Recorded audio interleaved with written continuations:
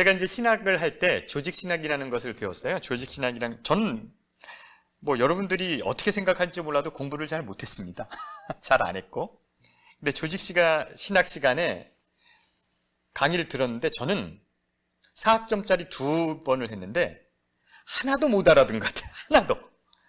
근데 교수님이 이렇게 막 찡그리고 이렇게 뭐 칼 바르트가 뭐 막 이렇게 얘기하는데 하나도 모르겠더라고요.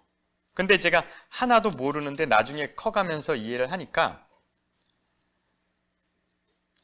학생들이 못 알아듣는 이유가 뭔지 아십니까? 교수님이 열심히 강의를 하는데 못 알아듣는 이유가 뭘 것 같아요? 예?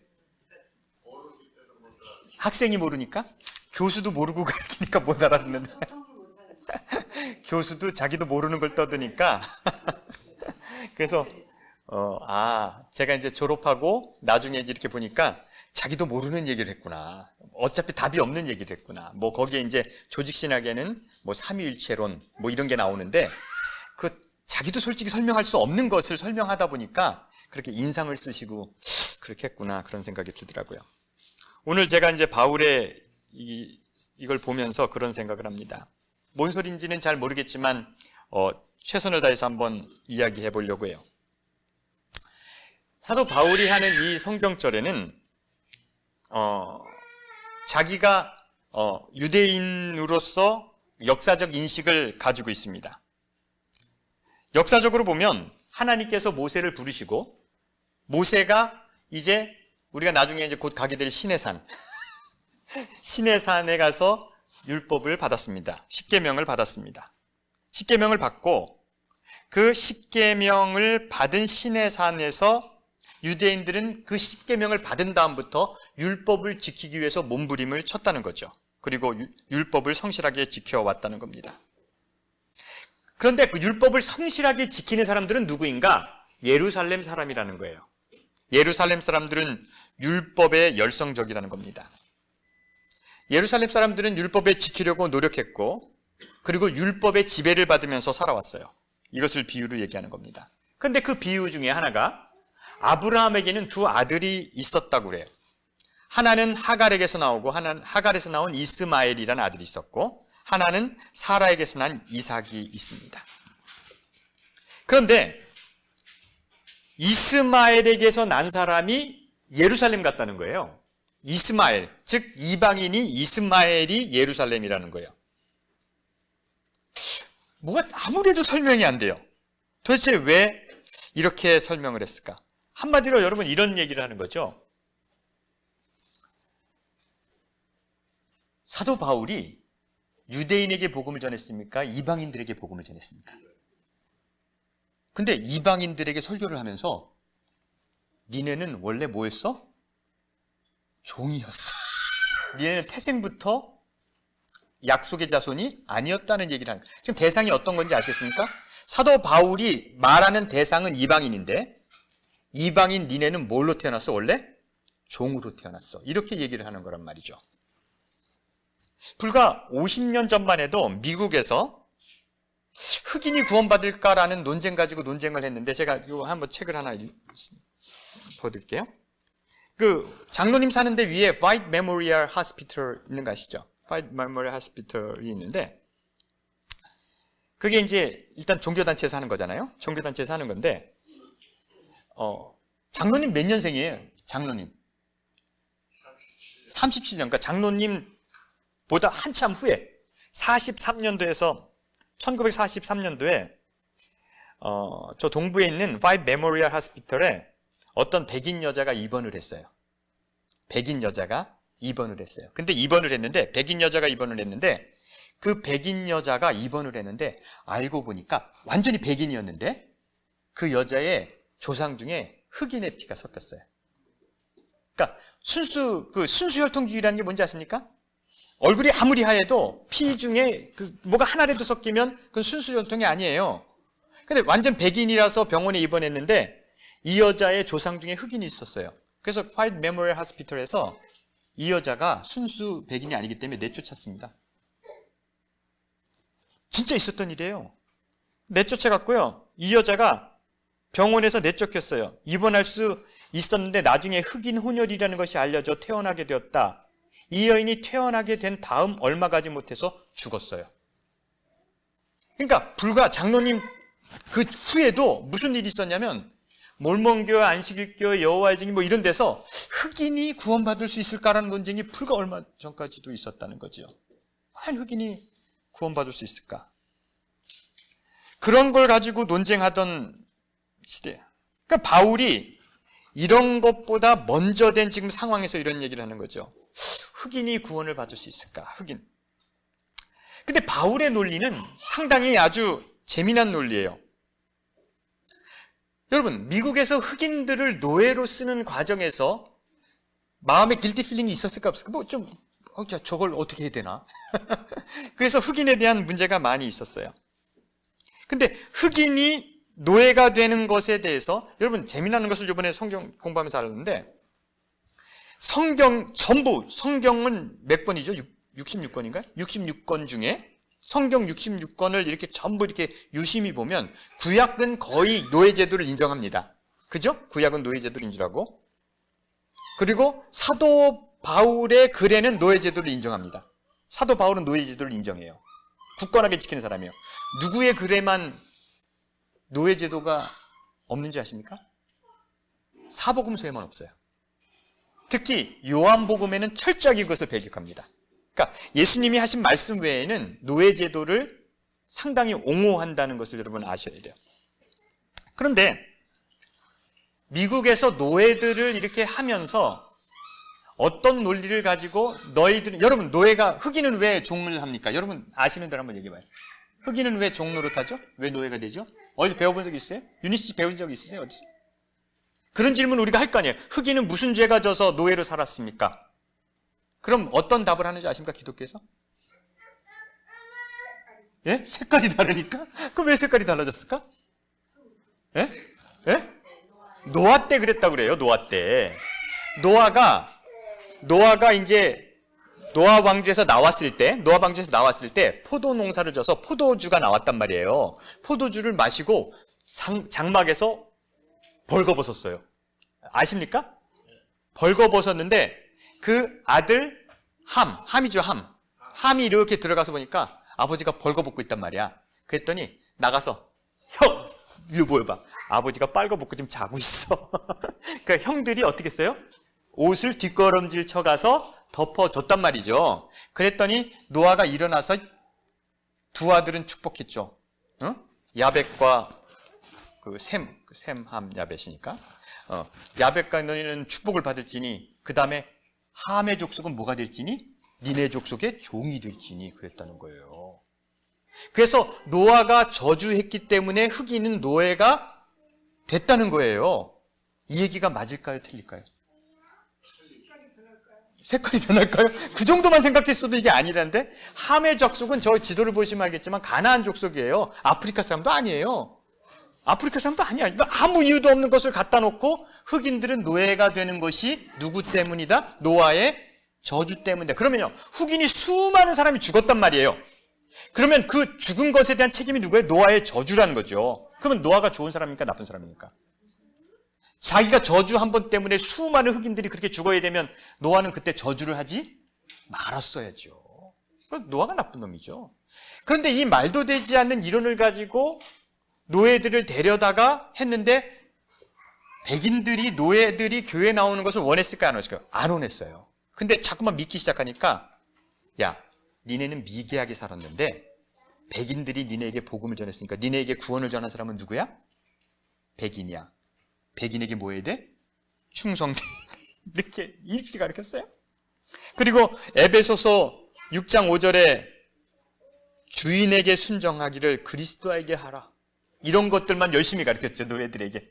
너희는 주인에게 순종하기를 예수님께 하라. 그래서 신앙심이 깊어지면 깊어질수록 백인에게 복종하는 기독교를 가르쳐줬죠. 그걸 노예신학이라고 그래요. 그런데 저는 너무나 이상한 게 자유를 주장하는 사도 바울이 노예제도를 옹호했다는 것이 너무 이상해요. 자유롭게 살아, 인생은 뭐 하나님을 믿는 신앙은 얽매이지 말아야 된다라고 얘기하는 그런 기별을 가진 바울이 노예 제도를 인정하고 노예를 이렇게 했다는 건 정말 이상해요. 근데 여기 이제 바울의 논리가 너무 어색하게 억지로 적용한 것이 4장 25절에 하갈은 아라베 산에 있었고 시내산에서 지금 하갈이랑 시내산에 있는 건 무슨 상관이에요? 그리고 예루살렘과 근데 또 하갈의 자녀는 예루살렘과 같다.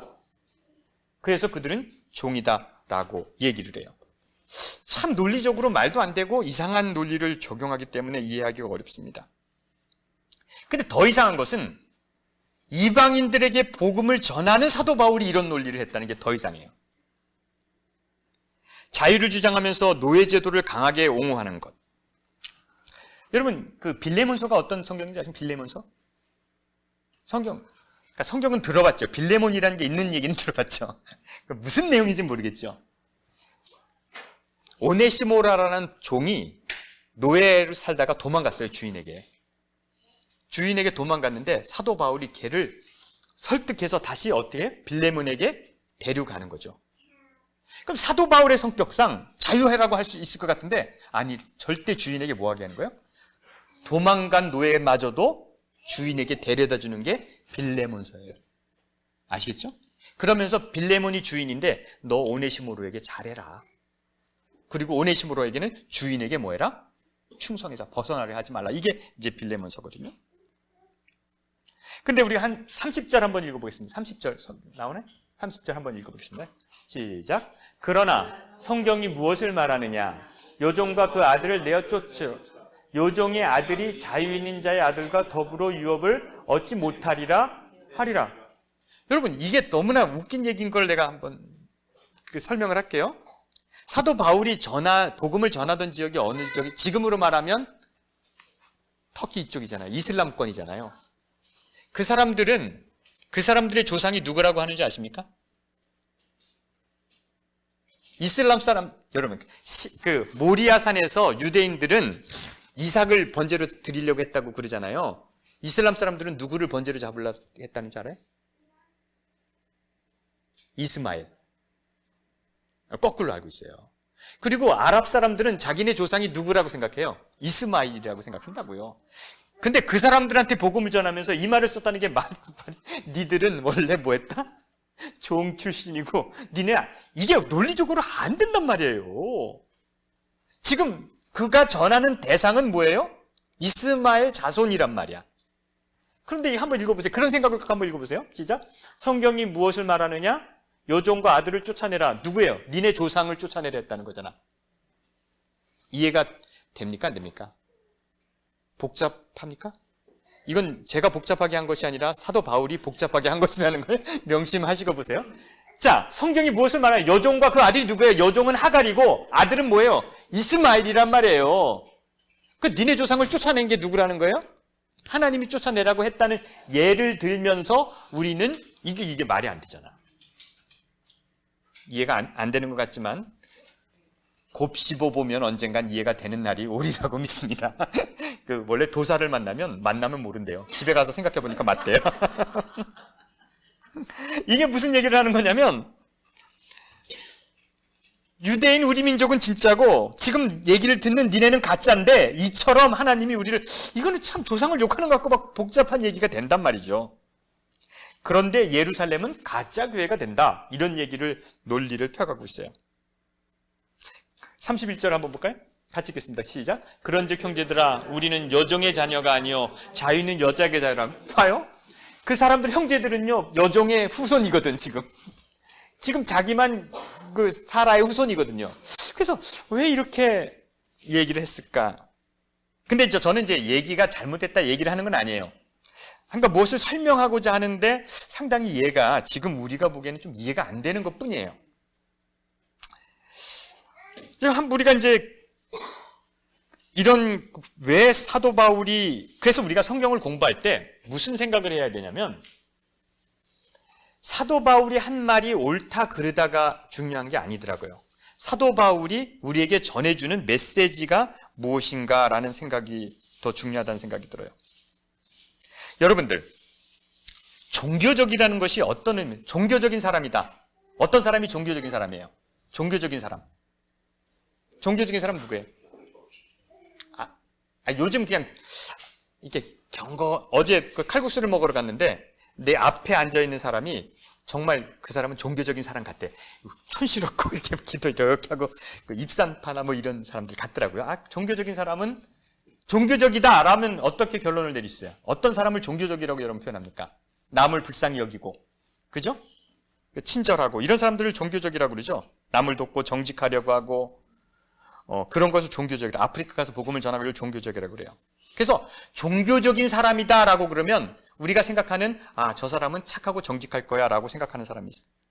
근데 종교적이라는 말이, 지금 종교적이라는 말이 옛날에도 종교적이면 그랬을까요?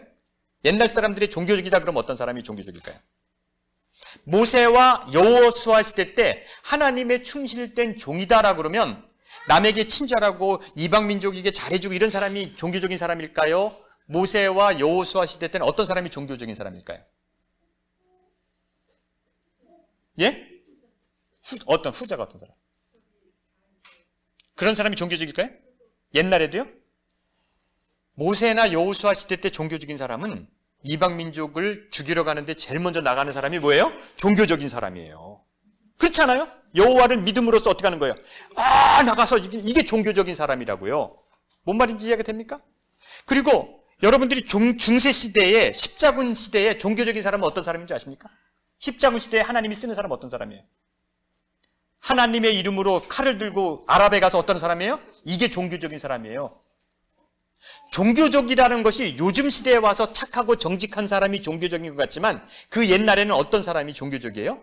무자비하고 어디서 여러분 이런 거죠. 내가 이방인인데 내가 그 다윗이 사는 동네와 옆 동네에 사는 이방인인데 호랑이를 만나는 게 마음 편하겠습니까? 다윗을 만나는 게 더 편하겠습니까? 가서 미친 개는 만나도 다윗을 만나면 죽어요. 이방인이기 때문에. 뭔 말인지 아시겠어요? 종교적이라는 말은 시대에 따라서 변천되어 있는 거죠. 여러분, 여기 라스베가스에 가다 보면 필렌 있잖아요. 필렌 있는 거 아시죠? 이렇게 애플밸리로 가고 필렌 이렇게 가는데 그 필렌이 이렇게 돌아간단 말이에요. 거기가 무슨 국립공원인지 아세요? 모르세요? 그게 몰몬스 락 내셔널 포레스트예요. 뭐냐면 몰몬이 나왔을 때 동부 쪽에서 나왔는데 몰몬 사람들을 미국의 기독교인들이 얼마나 많이 죽였는지 아십니까? 이상한 종교라고? 그래서 그 사람들이 도망가다 유타에 정착하고 더러는 이 필렌으로 왔어요. 그래서 그 사람들이 도망가다가 마지막에 여기 정착해야겠다라고 몰몬스락에서 기도드렸다고 해서 거기가 몰몬스락이에요. 거기가.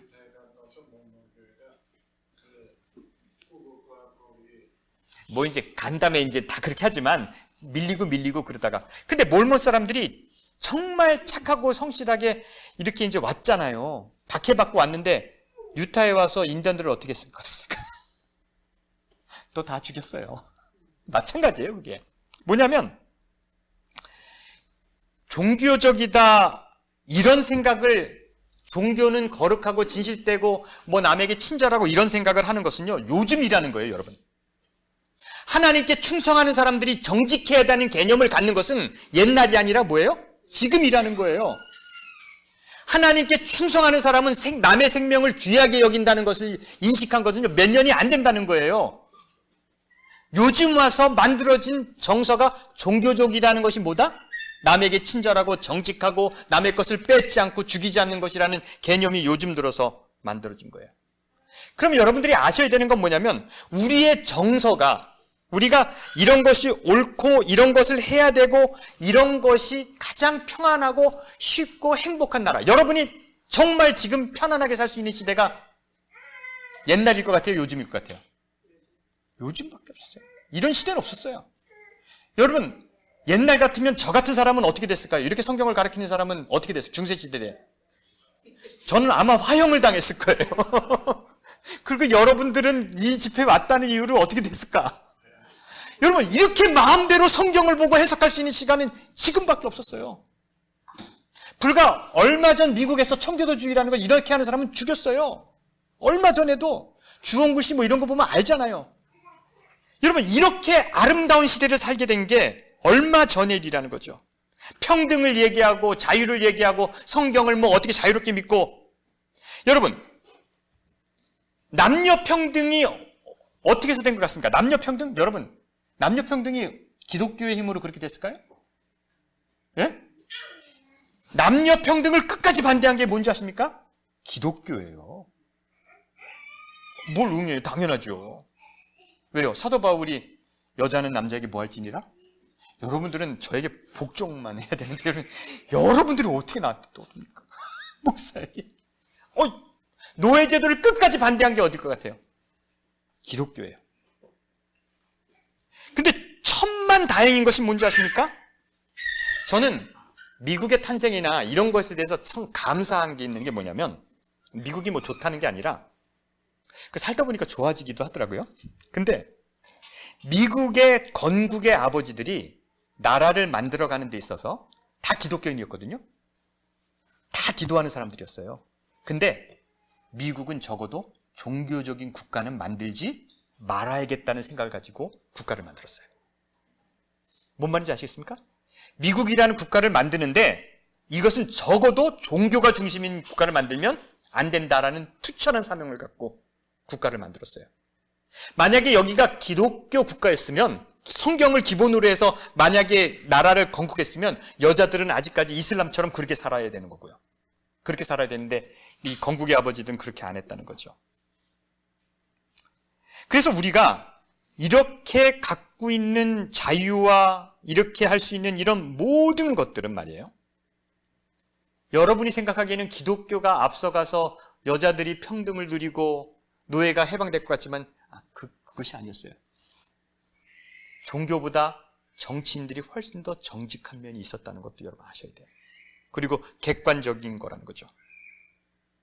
여러분, 가장 늦은 게 뭔지 아십니까? 이 세상에 가장 변화를 싫어하고 변화하기 싫어하는 집단이 뭔지 아십니까? 종교 집단이에요. 종교 집단은 변화하기 싫어하고 절대 진리가 있다고 생각하기 때문에 변하기를 싫어합니다. 근데 저는요, 사도 바울이 위대한 점이 그런 거라고 생각이 들어요. 뭐냐면, 십계명이 필요 없다라고 얘기할 수 있는 것은 그 당시에 얼마나 위대한 외침인지 아십니까?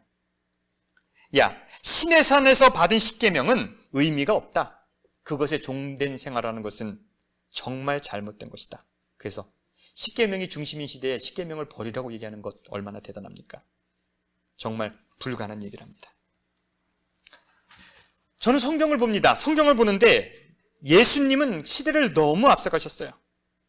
그래서 시대를 앞서가셨기 때문에 죽임을 당하셨습니다. 사도 바울은 그 시대 사람들이 감당할 수 없는 이야기를 하는 거예요. 니네가 십계명을 지키는 것은 정말 쓸데없는 것이다. 노예가 되는 것이다. 이렇게 얘기를 하는 겁니다.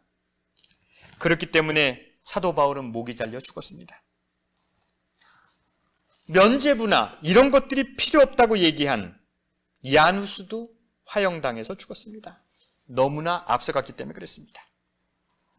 100년 후에 나타난 마틴 루터도 면죄부나 이런 것에 대해서 잘못했다고 했어요. 근데 이 재미있는 얘기 하나 드릴게요. 그 마틴 루터가 이제 면죄부가 틀렸다고 얘기를 했어요. 막 대잡아 붙이고 막 그랬잖아요. 95개 조항을 붙이고 했는데 천주교에서 이제 잡아들였잖아요. 마틴 루터를 잡아와서 마틴 루터야, 네가 하는 거 얘기를 쭉 해봐 그랬더니 마틴 루터가 면죄부는 말도 안 되고 막 이런 얘기를 쭉 하니까 그 천주교에서 온 그 심판이 뭐라고 했냐면, 야, 네 얘기 100년 전에 야누스가 프라하에서 했어. 똑같은 얘기도 하는 거야. 근데 걔 화형당해 죽었어. 너 어떻게 할래? 이렇게 딱 나온 거예요. 그러니까 마틴 루터가 자기만 독창적으로 하는 줄 알았단 말이에요. 그래서 자기만 열정적으로 하는 줄 알았더니 집에 가서 책을 찾아보니까 야누스가 자기가 한 얘기를 그대로 100년 전에 한 거예요. 그리고 마틴 루터가 어떻게 했는지 아십니까? 어떻게 한 것 같아요? 도망갔어요. 화형당해 죽었으니까. 도망갔어요. 그런데 여러분, 재미난 건 뭐냐면 야누스는 화형당해 죽었습니다. 똑같은 얘기를 하고 그 후에 나타난 마틴 루터는 죽지 않았어요. 왜 그런지 아십니까?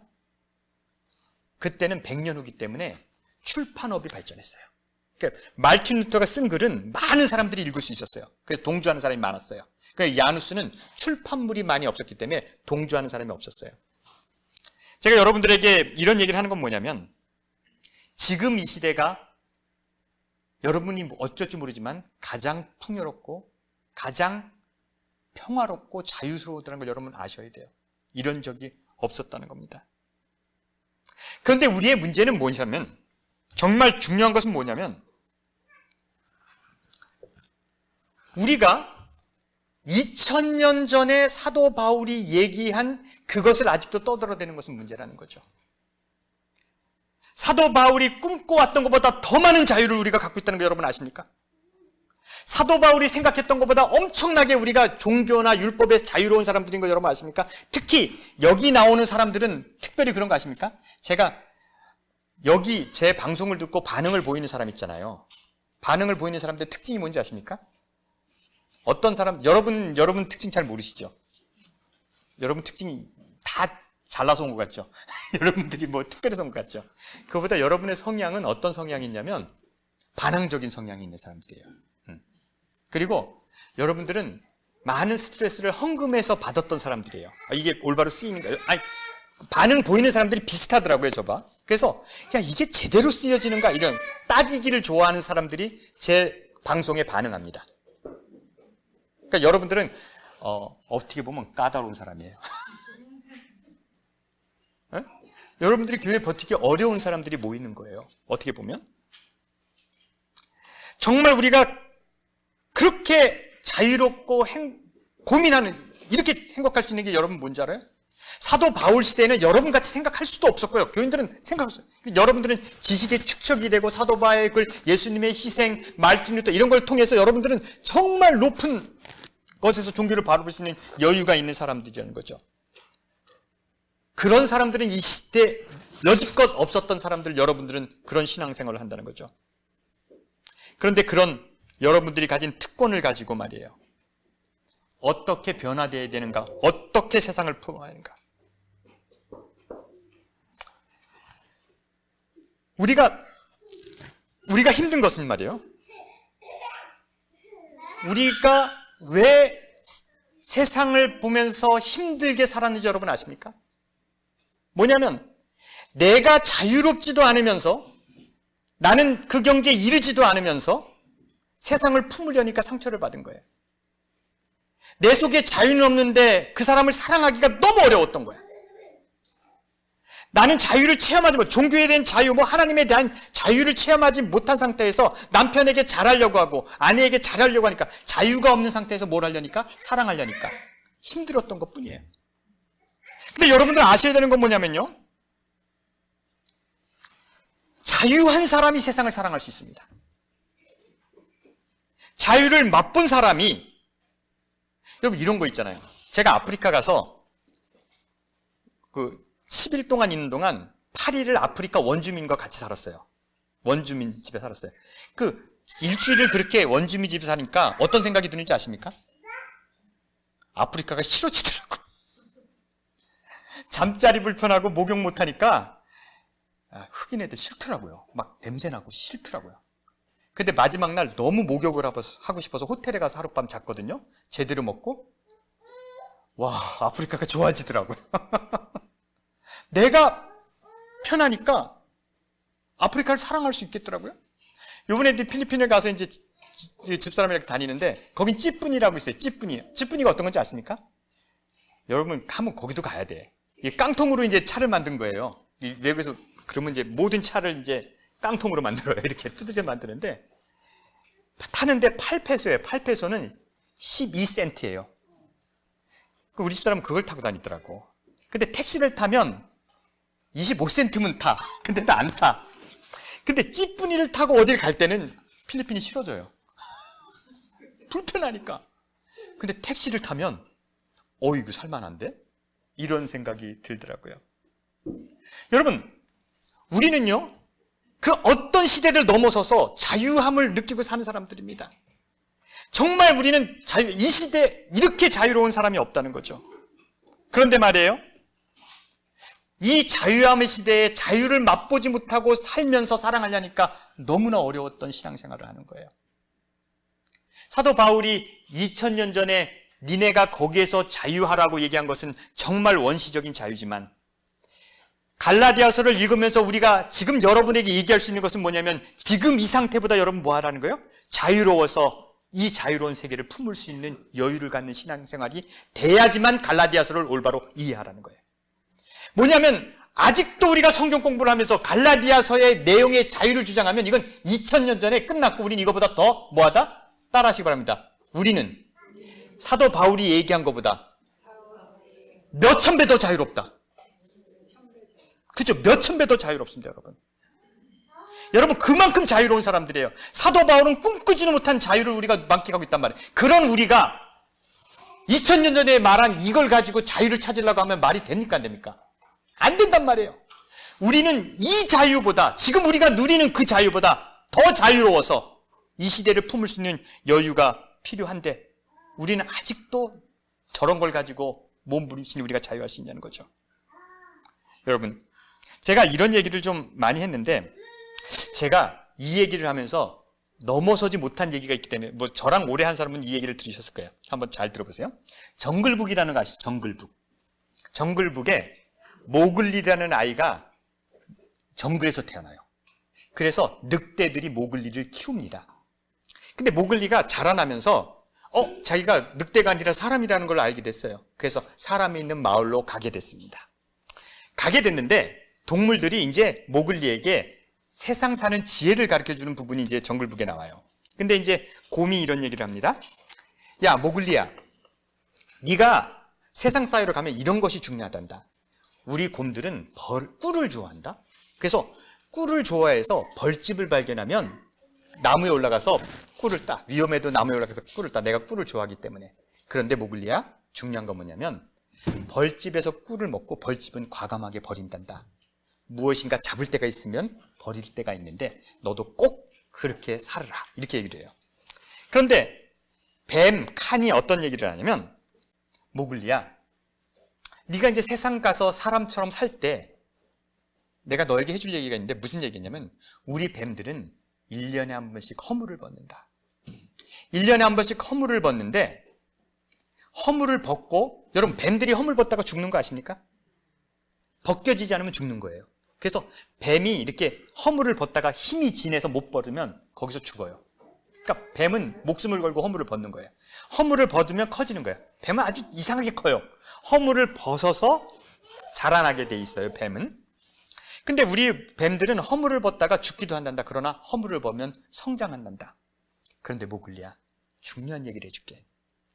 우리는 그렇게 힘들게 허물을 벗고 나와서 다시 그 허물 속으로 들어가지 않는다. 너도 뭔가 네 잘못을 버린 다음에는 다시 그 허물 속으로 들어가지 마라. 그러니까 제가 이제 이 설교를 준비하면서 최근을 생각했어요. 담배를 끊다가 제가 수없이 많이 끊었거든요. 그러다가 다시 들어가. 담배 속으로. 성공했습니까? 담배는. 자, 봐요. 그러니까 성공하는데 그게 안 되는 거예요. 근데 제가 항상 그래서 다시 그 허물 속으로 들어가지 말라는 교훈으로 끝냈단 말이죠. 응? 근데 더 중요한 게 있더라고요. 허물 속으로 안 들어가는 것은 아무것도 아니더라고요. 뱀에게서 배울 수 있는 것 중에 가장 귀한 거는 뭐냐면 매년 뭐 하는 거예요? 허물을 벗는 거예요. 그렇지 않으면 죽는 거야. 정체는 죽는 거예요. 예수님이 2000년 전에 오셔서 그때를 개혁했던 마음이요. 그래서 지금 이렇게 아름다운 세상이 됐단 말이에요. 사도 바울이 2000년 전에 그걸 바꾸기 위해서 그렇게 해서 여러분 이런 세상이 됐단 말이죠. 위대한 개혁자들은 그 시대에 머물지 않고 자유롭기 위해서, 발전하기 위해서 끊임없이 허물을 벗었다는 거죠. 계속 벗어야지만 발전할 수 있었다는 거죠. 그리고 마르틴 루터도 역시 500년 전에 허물을 벗고 나가서 개혁을 했다는 거죠. 그런데 그런 사람들이 그 개혁을 멈췄을 때는 죽는 거예요. 끝이에요. 마찬가지로 지금 이 시대에 우리가 악의 풍습으로 들어가지 않으려고 노력하는 것이 아니라 우리가 매일매일 만나는 나의 허물 속에서 그것을 계속 벗어나서 발전하지 않는다면 뭐 하는 거예요? 우리는 2000년 전에 사도 바울이 한 설교를 아직도 따라가려고 하는 그런 바보 같은 사람이 된다는 거죠. 지금 우리는 말이에요, 예수님이 꿈꿨던 것보다, 사도 바울이 꿈꿨던 것보다 말이에요, 어떤 면에서는 엄청나게 자유롭고 엄청나게 우리의 신앙을 마음대로 할 수 있고 하나님을 찾을 수 있는 정보와 기회 속에 살고 있다는 거 여러분 믿으십니까? 그럼 우리에게 그런 자유가 있고 성경을 볼 눈이 있고 지식이 있으면 우리가 더 발전해야 된다는 것도 믿으십니까? 바울은 2000년 전에 세상을 보면서 안타까워했습니다. 그런데 그 안타까운 시각을 우리가 아직도 봐야 할 거예요. 사도 바울이 꿈꿨던 자유 이상의 자유를 누리는 우리가, 여러분, 더 큰 자유를 향해서 나가서 그 더 큰 자유를 통해서 세상을 품을 수 있는 저와 여러분 되길 간절히 바랍니다. 그래서 우리는 말이에요, 매일매일 뭐 해야 돼요? 성장해야 되는 거죠. 매일매일 성장해야 되는 거죠. 그래서 여러분들, 이 세상에 만약에 위인이 나온다면, 역사적으로 하나님 보시기에 가장 아름다운 사람들이 나온다면 지금 이 시대에 나올 수 있는 겁니다. 옛날에는 나오기가 어려웠어요. 지금은 여러분들이 느낄 수 있는 엄청난 자유와 엄청난 지식과 엄청난 평화, 엄청난 재정 위에 여러분은 살고 계신다는 걸 기억하시길 바랍니다. 세상을 바꿀 수 있는 것, 세상을 품을 수 있는 것은 이 시대보다 더 강한 힘을 가진 시대는 없었다. 특히 미국에 사는 우리보다 더 큰 자유를 누린 사람은 없었다는 거죠. 그럼 여러분들의 삶이 자유하심을 누림으로써 세상을 품는 저와 여러분이 되기를 간절히 바랍니다. 다 같이 기도하겠습니다.